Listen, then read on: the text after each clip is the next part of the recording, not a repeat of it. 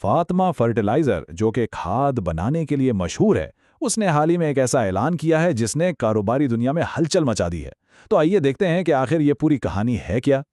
सबसे बड़ा सवाल जो आजकल हर किसी के जहन में है वो यही है, क्या एक कंपनी जिसका काम जमीन और खेतों से जुड़ा है वो अब आसमानों पर परवाज करने की तैयारी कर रही है? यही सवाल आज की इस गुफ्तगू का मरकज है। जी हाँ, ये है वो कंपनी जिसके बारे में बात हो रही है, फातिमा फर्टिलाइजर। अब तक इनकी पहचान ज़राअत के शोबे से थी, लेकिन अब लगता है कि ये एक बिल्कुल ही नए सफ़र पर निकलने वाले हैं।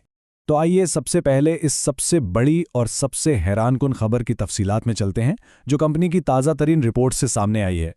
50 अरब रुपए। जी हाँ, आपने बिल्कुल सही सुना। ये वो भारी भरकम रकम है जो फातिमा फर्टिलाइजर ने पाकिस्तान की कौमी एयरलाइन यानी PIA को हासिल करने के लिए लगाने का इरादा जाहिर किया है। इससे अंदाज़ा लगाया जा सकता है कि ये कितना बड़ा कदम है। अच्छा, ये सरमायाकारी बराह रास्त नहीं की जा रही। इसके लिए एक ख़ास तरीका अपनाया गया है।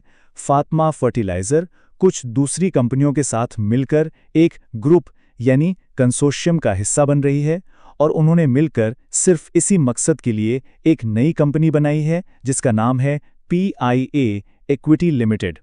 इसका बुनियादी मकसद कौमी एयरलाइन को एक नई जिंदगी देना है। अब यहाँ सवाल ये पैदा होता है कि आखिर कंपनी इतने बड़े और जुर्रतमंदाना फैसले कैसे कर पा रही है? तो इसका जवाब उनकी मजबूत माली हालत में छुपा है। आइए 2025 के मालियाती आदत-ओ-शुमार पर एक नज़र डालते हैं। 2025 के साल में कंपनी की कुल सेल्स 276.1 अरब रुपए तक पहुंच गईं। ये एक बहुत बड़ा अदद है और ये दिखाता है कि मार्केट में उनकी गिरफ्त कितनी मजबूत है। और इन सेल्स पर कंपनी ने 94.4 अरब रुपए का मजमूई मुनाफा कमाया, जिसे ग्रॉस प्रॉफिट भी कहते हैं। ये इस बात का सबूत है कि इनका जो बुनियादी काम है वो कितना फायदेमंद है। फिर जब सारे अखराजात और टैक्स अदा कर दिए गए तो इसके बाद जो खालिस मुनाफा बचा वो था 42 अरब रुपए।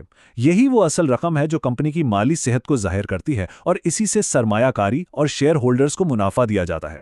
यहाँ इस चार्ट में आप पिछले साल से मुवाजना साफ देख सकते हैं।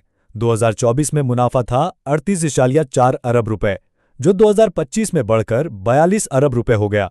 ये साल बसाल एक बहुत ही शानदार इजाफा है।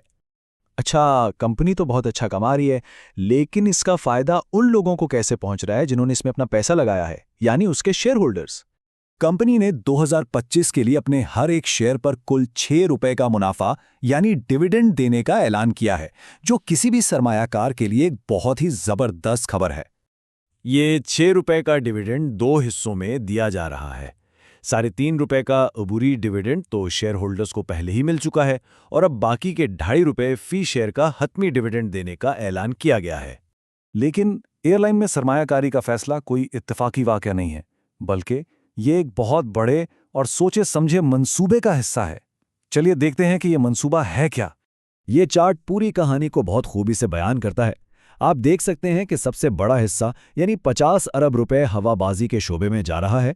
इसके बाद तकरीबन 9.8 अरब तेल और गैस की तलाश में, 7 अरब कैपिटल मार्केट्स में और 3 अरब रुपए रियल एस्टेट में लगाए जा रहे हैं। तवानाई के शोबे की बात कहें तो यहाँ कंपनी तकरीबन 9.8 अरब रुपए लगा रही है। इसका मकसद पाकिस्तान के अंदर ज़मीन और समंदर में तेल और गैस की तलाश करना है, और इस बड़े काम में वो अकेले नहीं हैं, बल्कि उनके साथ मारी एनर्जीज और टर्किश पेट्रोलियम जैसी तजर्बाकार कंपनियां भी शिराकतदार हैं। अपनी मालियाती शाख को मजबूत करने के लिए 7 अरब रुपए फातिमा कैपिटल लिमिटेड में लगाए जा रहे हैं। इस कदम से उनका पहले से मौजूद 21.65 अरब रुपए का जो सरमायाकारी पोर्टफोलियो है उसे और भी ज्यादा ताकत मिलेगी। और फिर बात आती है रियल एस्टेट की। यहाँ एमरल्ड बे नाम के एक बड़े मंसूबे में मजीद 3 अरब रुपए डाले जा रहे हैं। इसके बाद इस प्रोजेक्ट में उनकी कुल सरमायाकारी 14 अरब रुपए हो जाएगी। ये project Ravi urban development authority यानी रूडा का हिस्सा है, और इसमें सूरती ग्रुप और लिबर्टी मिल्स जैसे बड़े नाम भी शामिल हैं। तो आखिर में इन तमाम अलग अलग सरमायाकारियों को एक साथ जोड़कर देखा जाए तो इसका मतलब क्या निकलता है? ये कंपनी के मुस्तकबिल के बारे में क्या बताता है? इन तमाम फैसलों के पीछे जो बुनियादी नजरिया है उसे अंग्रेजी में बिजनेस डाइवर्सिफिकेशन कहते हैं। इसका आसान मतलब यह है कि अपने सारे अंडे एक ही टोकरी में ना रखें, यानी अपना सारा पैसा एक ही कारोबार में ना लगाएं, ताकि अगर एक शोबे में कोई मसला आए तो दूसरे शोबे का मुनाफा सूरत हाल को संभाल ले। तो इस सारी गुफ्तगू का निचोड़ ये है कि हम फातिमा फर्टिलाइजर की शनाख्त में एक बहुत बड़ी तब्दीली देख रहे हैं।